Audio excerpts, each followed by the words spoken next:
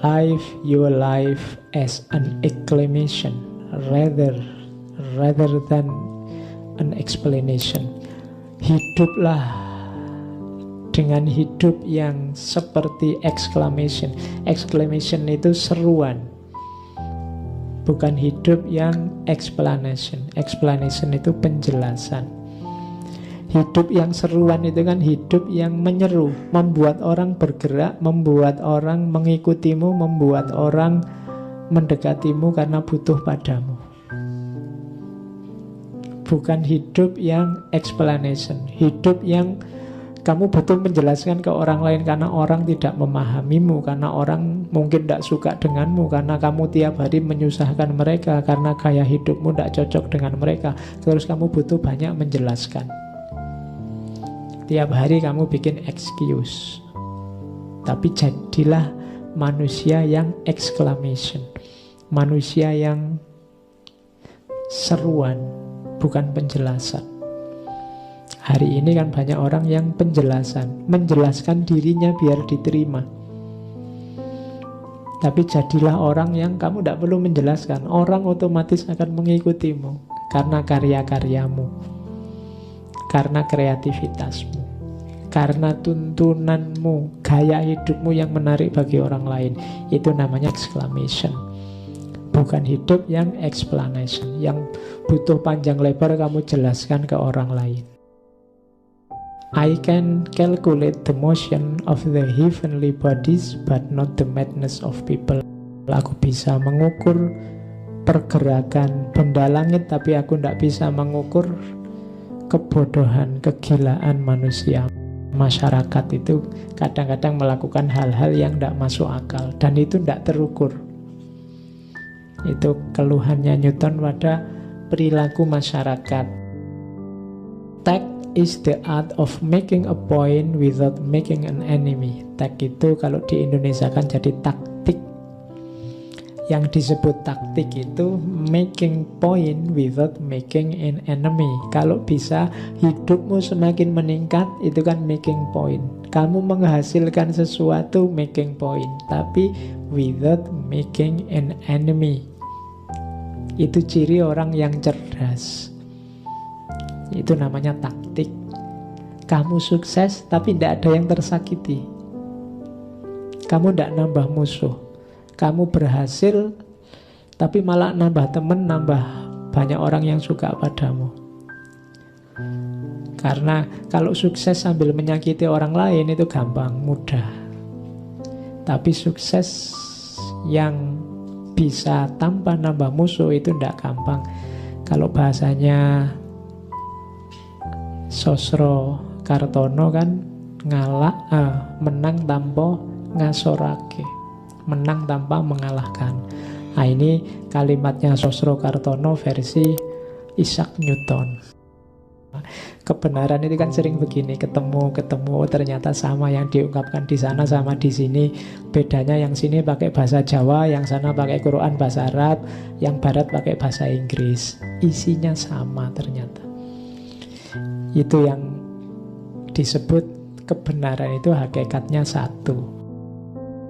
Ini penting.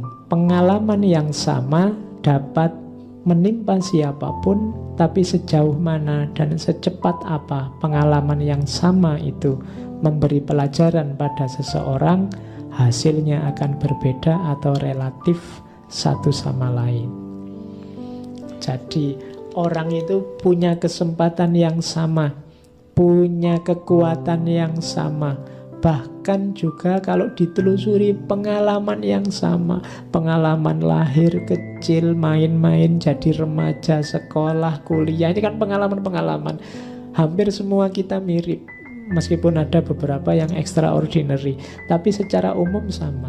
Yang membedakan apa? Kemampuan untuk mengambil pelajaran, kemampuan untuk mengambil hikmah, kemampuan untuk menjadikan pengalaman apapun jadi tumpuan untuk hidup yang akan datang lebih baik. Ini yang setiap orang beda-beda. Sehingga dari pengalaman yang sama itu bisa melahirkan orang yang luar biasa, bagi satu orang, tapi bagi orang lain hanya lahir orang yang biasa-biasa saja. Kalau yang aspek ininya beda-beda, meskipun bekal dan isinya sama. What goes up must come down. Apapun yang naik pada akhirnya pasti turun. Jadi hidup itu ada bagian ininya. Kita awalnya semua setara biasa-biasa, dalam perjalanan hidup ada yang kemudian melejit naik.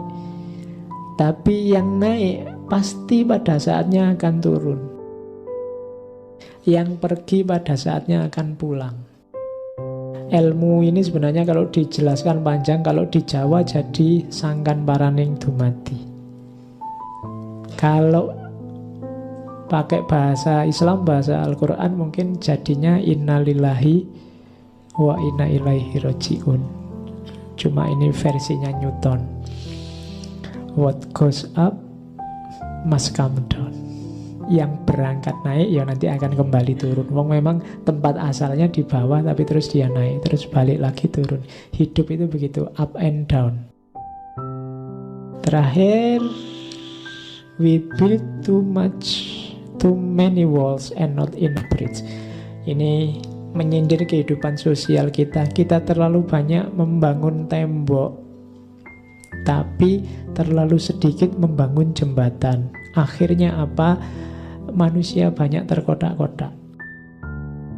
Jadi kita terlalu banyak topeng, terlalu banyak identitas, terlalu banyak bangunan yang kita bikin untuk memisahkan kita dalam kehidupan kita, sehingga kita terpisah-pisah. Sebenarnya tidak masalah orang itu mengafiliasikan diri, aku kelompok A, kalau kamu kelompok B. Ini kan namanya membangun tembok. Tidak apa-apa, cuma yang keliru apa?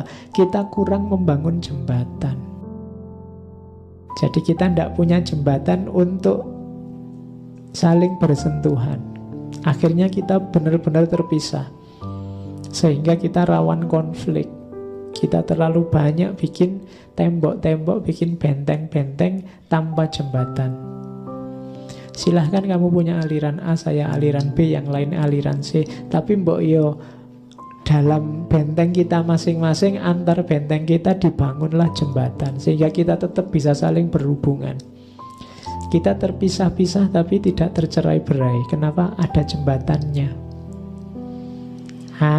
Kekeliruan kita selama ini, kita terlalu banyak bikin tembok, bikin benteng, dan minim jembatan. Kalau sekedar terklaster-klaster, terkelompok-kelompok kita sudah, berarti sekarang saatnya kita bikin banyak jembatan. Banyak usaha untuk saling bersentuhan, saling berkomunikasi, saling bersambungan satu sama lain sebelum kita benar-benar bercerai-berai. Dalam segala aspek kehidupan kita hari ini, baik di dunia nyata maupun di dunia maya. Tugas kita hari ini.